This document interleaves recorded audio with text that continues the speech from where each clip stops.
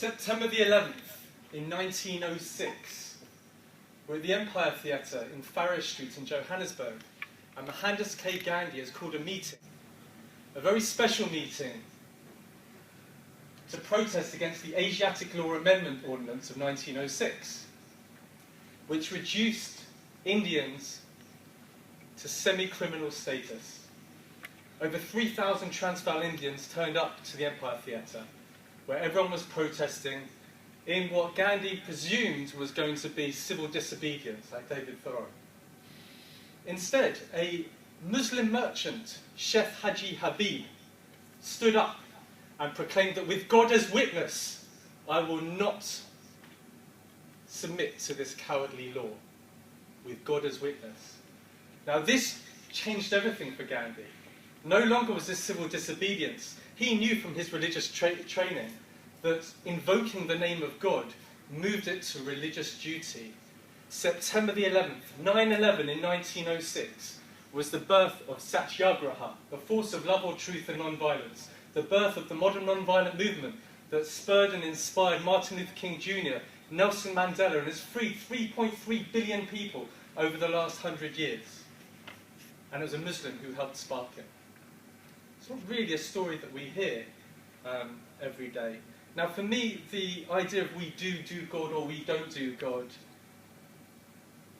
part of the axis of that is whether or not the symbol of 9/11 points to the inspirational light of faith or the negative light of faith.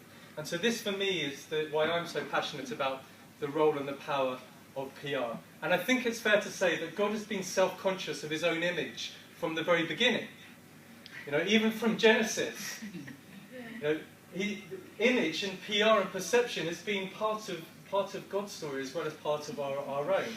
And I think it's also fair to say that since the beginning, there have been some problems. There have been some real PR disasters. So PR disasters for God, well, I think that picture might speak for itself. From the 7/7 bombings and violence in the name of religion, where religion is used in certain ways. The militant atheists, there are a couple here, I believe, one or two. And of course, let's not forget the holy wars of the Crusades and others as well. So in terms of the PR for God, it's been pretty poor. Of course, there have been some coups, but it's led to a widespread perception, particularly in this part of the world, particularly in some mainstream media newsrooms. I say some, deliberately. And part of this perception is that God is out of touch. Lavish and materialistic. You know, God is the ultimate politician with the expenses scandal, or the ultimate banker, keeping riches to himself while the ordinary Joe Bloggs on the street, they have to suffer in silence.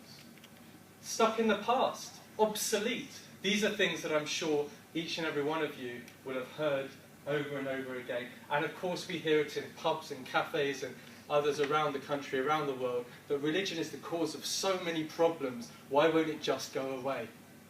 Well, in 2011 it's still there. So these are the problems. We know there are problems. What about the solution? Now of course in a short amount of time we can only cover so much. But I'd like to look at some trends in technology. So 518 million Facebook users. So it might be 2015 when we hit the billion mark. But 518 million, that just overtook the USA as the equivalent third largest country in the world. 5 billion out of 6.9 billion people on the planet, over 5 billion mobile phone subscriptions in the world. 400 million searches on Google every day, including how many searches are there on Google every day. 155 million tweets posted every day, 300% up year on year. Now I share these with you because I believe that they're part of a significant trend that is significant for people of faith and PR for God. It's a movement away from the institutional to the individual. A movement away from faceless brands and corporations to individual freedoms and individual rights. It's also beginning to be a movement away from the charismatic towards the collective conscience. Who led the rebel forces in the Middle East, in Egypt? Who led them? I don't know. I mean, we know that there was a Facebook page led by a Google exec, and that was part of the spark because someone was killed. But who led it? It was much about the collective conscience. Now, that's not to say that spirituality and religious beliefs can't frame and inform these revolutions, Revolution 2.0, but the charismatic leaders' days are numbered in the days of the collective conscience. Now, of course, I don't look at technology in the media either with rose-tinted glasses. It's had its own PR disasters, and be it censorship in places like China, privacy issues with Facebook, and of course the increasing and particularly worrying, I find, space in gambling and pornography. Now, I don't Google pornography, so that's what I came up with. So, what does this all mean? Well, based on these trends, we've got 8 PR tips for God.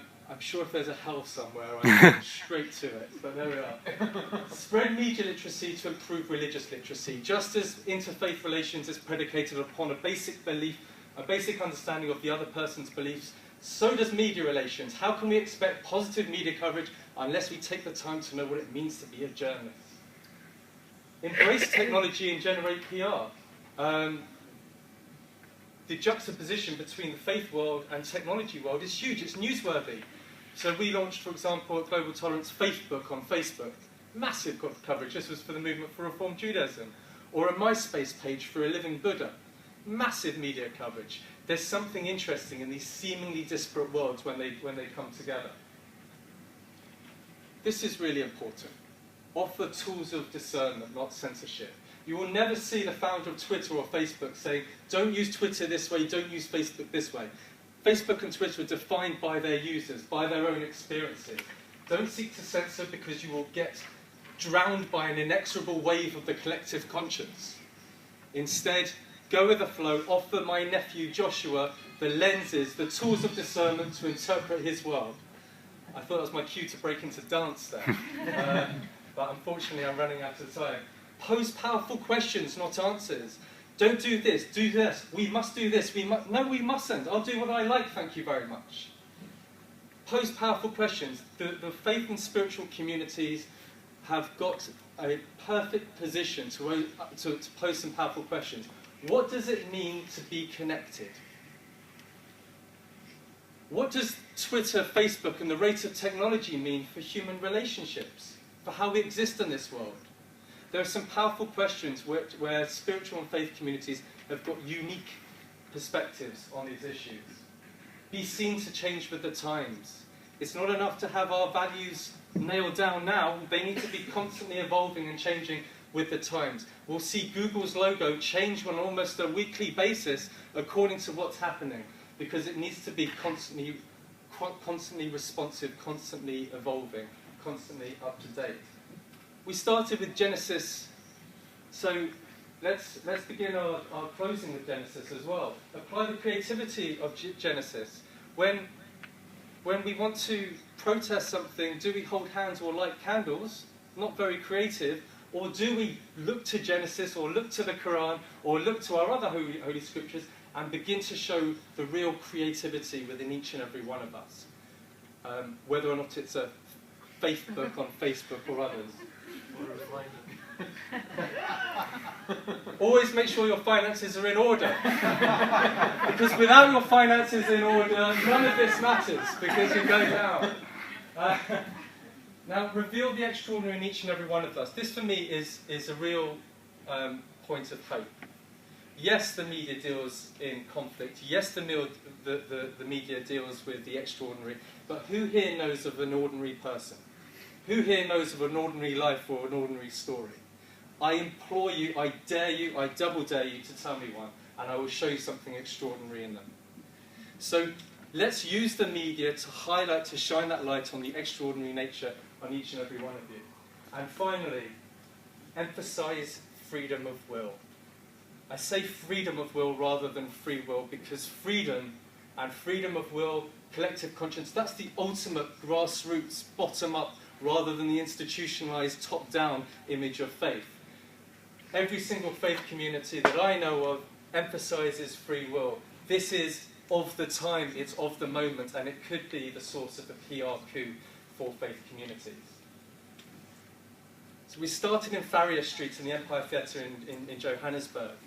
And we started with the symbolism of 9/11. And what this comes down to with our free will is a choice. Do we choose to embrace the tools of the media at our disposal, choose to embrace the fear of engaging with the media and help show a light on inspiration and faith? Symbols like 9/11, by definition, point in a particular direction. Whether they point to the positivity or negativity is up to each and every one of us. Thank you very much.